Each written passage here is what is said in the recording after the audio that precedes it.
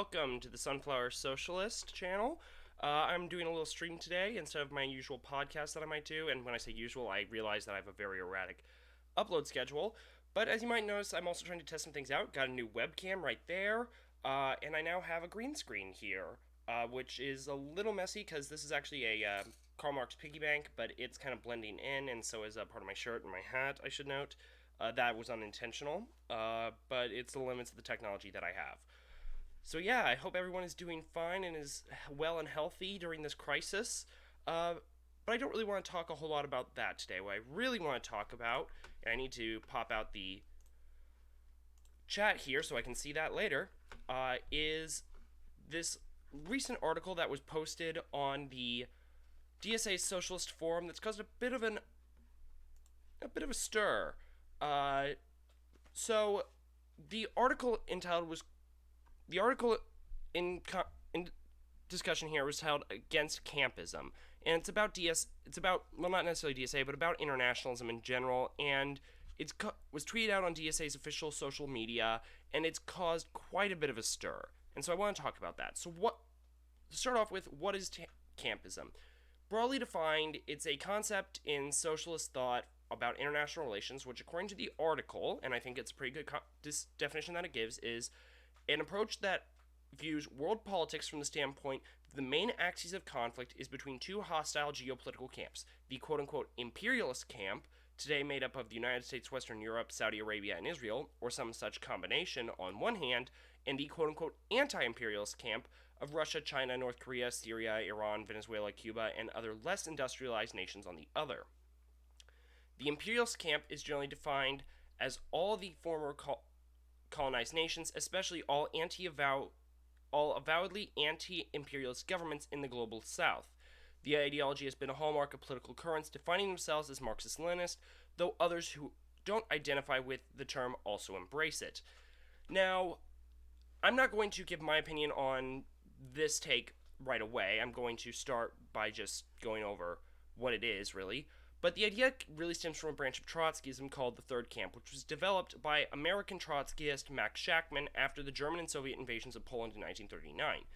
Originally, it referred to this concept that there were two imperialist camps in international relations, the Anglo-French-American camp and the German-Italian-Soviet camp. Note, this was at the very early stages of World War II. Not even sure why they included the Americans in there, to be honest, since they weren't in it. But now this changed pretty quickly to being during World War II, it was against the fascist camp and the imperialist camp, which referred to the Allied and the Axis powers, which the Third Camp argued that for the benefit of the working class, there should be a critical support for the Allied powers. But after the war is when it really came into being, during the Cold War, when the camps became the U.S. camp against the Soviet camp. But regardless of the geopolitical context that it worked in, the proponents of this position have consistently maintained that socialists and the international working class ought to constitute a third camp in international politics, hence the name. The ideologies really kind of stood as a critique of the USSR and the line held by Marxist-Leninist parties, namely those that were loyal to the Soviet Union, but since the collapse of the USSR, it has maintained itself as a critique of other left tendencies, generally those, for lack of a better term, might be called the tanky left. So the article in question has provoked quite a stir on social media, and I gotta manage this thing a lot better, but here's the article here. It was written by Dan Labatz and Jason Schulman, both of whom are contributors to the website New Politics, which is somewhat associated with that tendency of Third Camp Trotskyism. But the article really has provoked a lot of criticism on Twitter. In particular, the worst take, I think, has come from Ben Norton of The Gray Zone. If you haven't heard of him or The Gray Zone, I highly recommend that you check out this video from Bad Empanada on The Gray Zone, where they're very much a contrarian organization that take a very much anti-US line on everything. And they accuse DSA of being taken over by pro-imperialist Trotskyists who lobby for right-wing US-backed regime change efforts against socialist governments from Nicaragua to Venezuela to beyond, and call DSA an explicitly pro-imperialist Western chauvinist organization. Note this, the Gray Zone has also accused the DSA of being funded by the National Endowment for Democracy, which I should note is absolutely untrue and nonsense. So that's exactly a bad take. But why is this so controversial on Twitter and elsewhere? So the article is particularly critiquing what they see as the campists who are pro Russia, China, North Korea, Syria, Iran, Venezuela, Cuba, etc., and will support these nations virtually uncritically against the United States. Now, I have a problem with this take, but and generally agree that we should not be supporting many of these nations in question, although I will get on to some of the specific cases later on, because, especially in the case of Russia, Iran, uh, places like that, these are fundamentally reactionary regimes. Russia is a capitalist autocracy. Iran is a reactionary Islamic theocracy. These are not countries that we should be aligning with or that socialists should support. That being said, we should not support U.S. meddling or meddling by other Western powers against them. However, what they are doing is not good in and of itself because they are enemies of the United States. I just want to make that very, very clear. I fundamentally oppose the regimes of Iran and Russia. I also oppose the governments of China, North Korea, Syria, etc. On Venezuela, I am not pro Maduro, but I don't like Guaido. I don't like the US backed regime change efforts there. And I generally think that there needs to be a critical pro Chavista line that is critical of Maduro, and we need to be strengthening those efforts in Venezuela. We need to have a left opposition that is against both the Maduro government and against the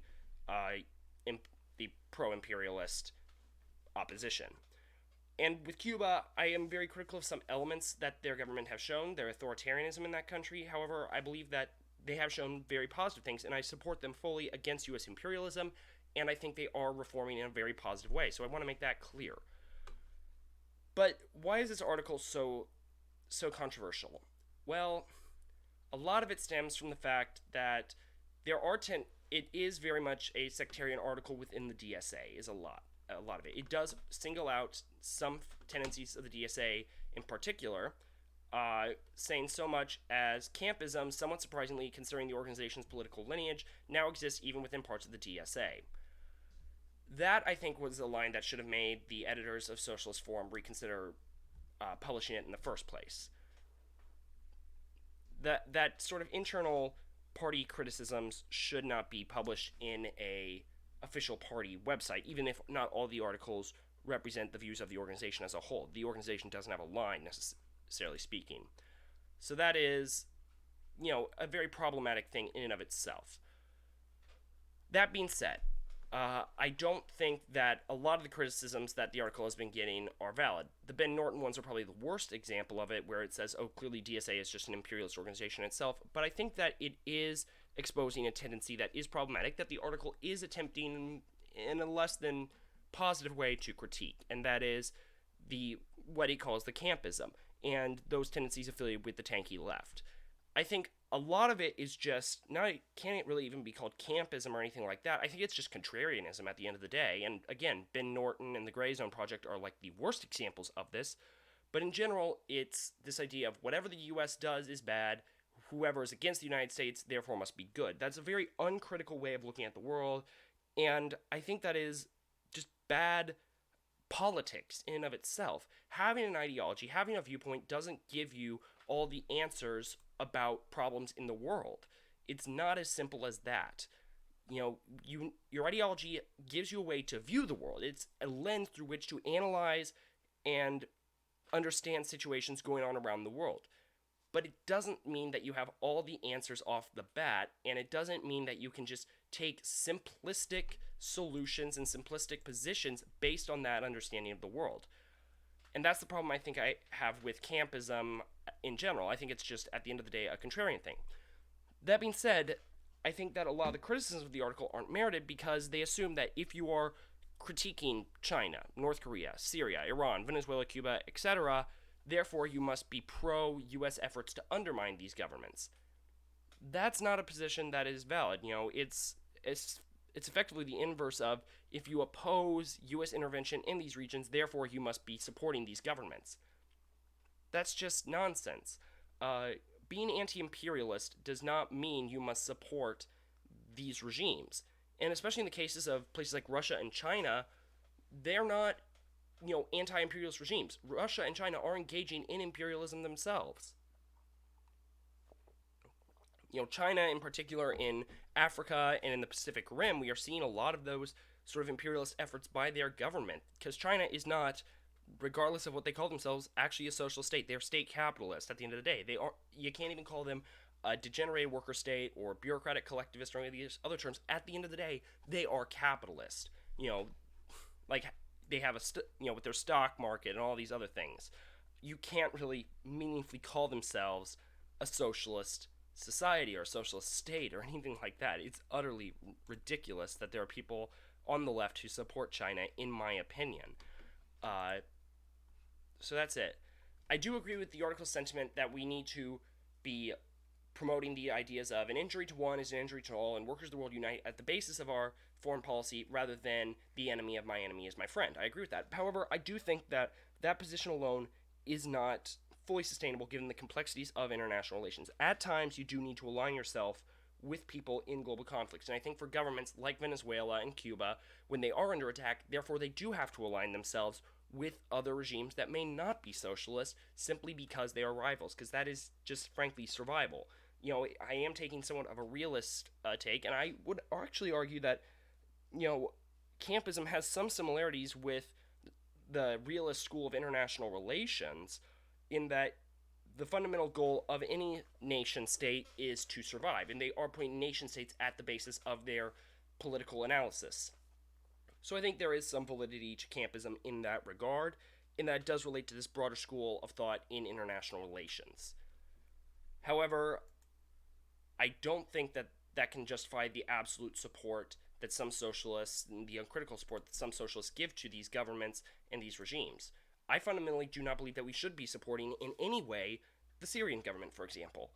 They're a reactionary regime, and there is a left-wing force in the Syrian civil war that we can support, the Syrian Democratic Forces, the YPG, and all that, and we can support them, because right now they're kind of sandwiched in between both the Syrian government, who sometimes they've had to turn to as allies of convenience, you might say, against Turkey, but they've also had to align themselves with the United States against ISIS. So that's just realism in international relations. For their survival, they've had to align themselves with both sides of that conflict, both with Syria and with the United States, because that was what was necessary for their survival. And I think we need to fundamentally take that into account when discussing these geopolitical realities. However, that doesn't mean that we should be supporting any enemy of the United States. That's just a fundamentally, it's fundamentally uncritical. It's based in just contrarianism at the end of the day. It's not a valid ideological take. It's not a valid way of doing politics, in my view. So, that's the basis of it. I realize not many people are watching this thing, but I will say that ultimately we do need to be looking for what is best in the interest of the working class, in the interest of socialism, and sometimes that will require us to align with people that we might not necessarily like. That's just reality at the end of the day. At the same time, especially when we're still in opposition, we have that privilege to take a far more critical line, and especially with regards to China, we should not be supporting them because we should not be supporting imperialism in general. If there came a time of conflict where the U.S. was invading China, for example, I would fundamentally oppose a U.S. invasion. Obviously, this is not going to happen. This is just, a complete and utter hypothetical.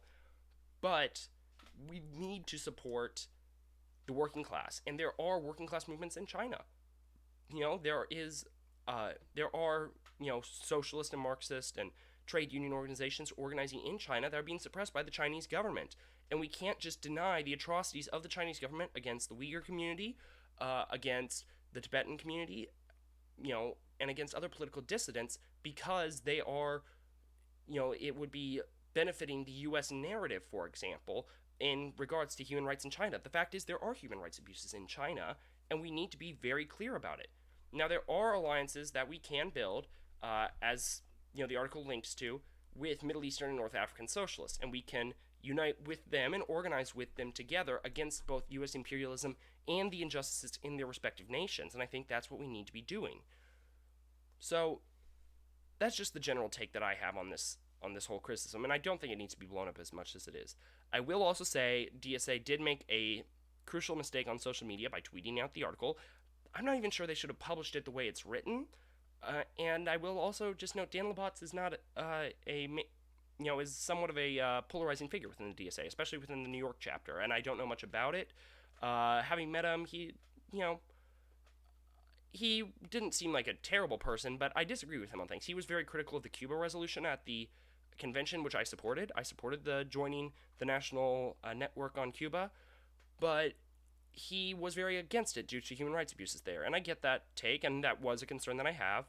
But I think that with the reforms Cuba is making, especially with the recent constitutional changes, recognizing things like the right to due process and political reforms they've made, like separating out the roles of president and prime minister, it's shown that their political system is reformable, and it is being reformed as we speak. So I think eventually we will see Cuba in a more genuinely democratic situation while maintaining their socialist basis for the economy, and I think that's a very positive thing. I don't think that is really much up for debate except among right-wing Cuban exiles in the United States, and frankly speaking, there's no pleasing them at all, and I don't think we should try to please them. They're a reactionary force, but we shouldn't be uncritical of the Cuban government either. I also will have to admit that I have some sympathy with Cuba based on the fact that they have sympathy with the Irish Republican movement, and that is something that matters very heavily to me. They stood in solidarity with the hunger strikers in the 1980s, and they have good and ongoing relationships with Sinn Féin, for example. And so I fully support that, and I personally think that we should be developing relationships with Cuba, for example. And in if we took, if socialists came to power in the United States via electoral means, one of our goals with our foreign policy would be, normalize relations with Cuba, lift the blockade immediately, and negotiate trade agreements. I know Major League Baseball would really like it. Personally, I would like a provision in any trade agreement with Cuba to include a special provision saying that the Kansas City Royals get first dibs on all Cuban baseball players. But I know I'm going to get some hate for saying that. And I do think that we need, like, Labatz is much more critical of Cuba than I am in that regard. And I'm sure Labatz is probably, I can't speak for him, but I'm sure he's a lot more critical of Venezuela as well. He and I definitely share our criticisms with regards to Syria, and he knows more about Nicaragua than I do, so I'm not going to comment on the Nicaragua situation, although I do know that it appears Daniel Ortega has kind of betrayed the initial goals of the revolution in Nicaragua. The goals of the Sandinista revolution was founded upon. The things he was doing in the 80s are very much not what he's doing now. Now he's collaborating with immigration officials in the United States, for example. He's, privatizing assets. He's engaging in free trade negotiations. That's not exactly a socialist policy that he's enacting there, and I think we need to be very critical of him for that. I don't know enough about the human rights situation down there to comment on it either. But again, the contrarian position that we see from people like Ben Norton and Max Blumenthal in the gray zone is anything that is not 100% uncritical of those that the United States is at odds with is therefore pro-U.S. propaganda and collaboration with imperialism, and that's just utterly ridiculous. And again, I do realize the necessity of sometimes making unsavory allies in international politics. You will find very few people who are more critical of the British Empire than me. But during World War II, I would 100% have sided with the British Empire and the United States and the Soviet Union and all the other allied powers against the fascists, because fascism and Nazism in particular represent the greatest evil that the world has ever known. So we need to sometimes make those alliances, and we need to support them when they come up. That's what, like during the 1944 presidential election, for example, I probably would have supported Franklin Roosevelt over Norman Thomas, even though I probably have more ideological agreement with Norman Thomas, especially on domestic issues, because Norman Thomas was against things like unconditional surrender. He wanted a peaceful resolution to the Second World War. That you cannot have a peaceful resolution when it comes to fascism, though. You have to smash it, and that's what the Allied powers did. They destroyed fascism, and that's one of the things they did wrong in Japan, is they made too much rehabilitation for aspects of the fascist regime there. They kept the monarchy, for example, because they were more afraid of Soviet influence than they were of the resurgence of the far right in Japan and the resurgence of a Japanese empire. And now we're starting to see Japan trying to move in the direction of restoring its military, and of Shinzo Abe, the most right-wing prime minister Japan has had since the Second World War, trying to make it that Japan can engage in aggressive military actions again. And that's very concerning. So that's just my take on this whole situation. I'm just looking here. if anyone is in fact watching, oh, there are a few viewers. If you are watching, please feel free to comment on there. Oh, E pluribus unum, Trotskyism is bad. Again, I'm trying to be as non-sectarian as I can here. I do think there are some good Trotskyist thinkers out there. Ernest Mandel comes to mind, and I do think that is like I have read some of his stuff, and I think he definitely had some valid takes on things. And there are some good Trotskyist organizations that I've not been a member of. Obviously, I've not been a member of any socialist organization other than DSA, but I do get along with some Trotskyists here and there, and I have friends that are Trotskyists, and I collaborate with them, and I feel in many cases much more comfortable with some Trotskyists than I do with with many tankies. That being said, there are Trotskyists that are absolutely deplorable. The Spartacist League, the Socialist Equality Party, the Internationalist Group, they're some of the worst. So I don't mean to demean any ideological tendency in this video. I don't mean to take that position here. I'm simply trying to make a critique of a stance that you see in some of the left, and that you see, and kind of also its inverse as well, taking a critique of both the campist and third campist positions respectively. And while I do sympathize with some of the third camp's positions, I'm not fully in line with them, and I do realize the realities of geopolitics. But I don't take a contrarian position based on inverted nationalism like tankies and campists.